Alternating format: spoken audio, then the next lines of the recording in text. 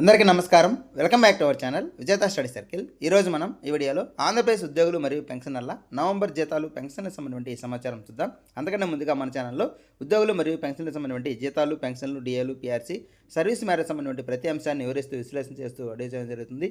అలాంటి వీడియోస్ కావాలనుకుంటే మన ఛానల్ సబ్స్క్రైబ్ చేసుకొని ఫాలో అవ్వండి. అలాగే మన వాట్సాప్ గ్రూపులు ఉన్నాయి, ఉద్యోగులు మరియు పెన్షన్కి సంబంధించి సపరేట్గా.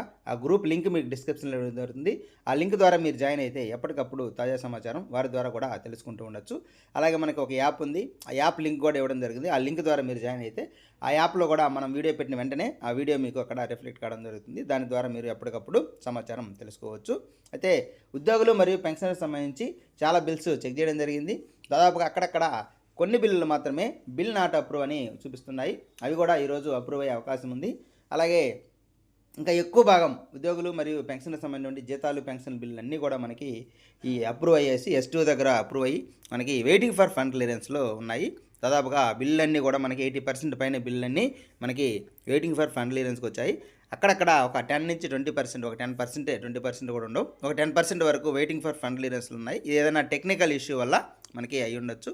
అయితే ఈ పెన్షనర్కి సంబంధించి చాలామంది నవంబర్లో మాకు అక్టోబర్ నుంచి ఈ డిడక్షన్ సివిపి డిడక్షన్ ఆపివేయాలి అని నవంబర్లో కూడా డిడక్ట్ చేశారు అని ఇచ్చున్నారు. అంటే ఆ మెమో ఇచ్చేటప్పటికి కొద్దిగా ఆలస్యమైంది కాబట్టి అప్పటికే బిల్ చేసిన వారు అలాగే సబ్మిట్ చేసినట్టున్నారు. ఒకసారి ఎవరైతే మీకు అక్టోబర్ నుంచి ఆగిపోవాల్సినటువంటి సివిపి నవంబర్లో కూడా కంటిన్యూ అయిందో మీరు ఖచ్చితంగా ఒకసారి S2 గారికి ఇన్ఫామ్ చేయాల్సి ఉంటుంది. లేకపోతే తర్వాత నెలలో కూడా అదేవిధంగా జరిగే అవకాశం ఉంది. కాబట్టి దీన్ని ఇప్పటి నుంచే రెక్టిఫై చేసుకుంటే కనీసం తర్వాత నెల నుంచి అయినా మనకి అయ్యే అవకాశం ఉంది. ఎందుకంటే ఆల్రెడీ ఇప్పుడు బిల్ సబ్మిట్ చేసి అప్రూవ్ అయింది కాబట్టి ఆ బిల్ మార్చడానికి కుదరదు. కాబట్టి ఈ మంత్ పోయినా సరే నెక్స్ట్ మంత్కైనా మనం రెడీ చేసుకోవాలి.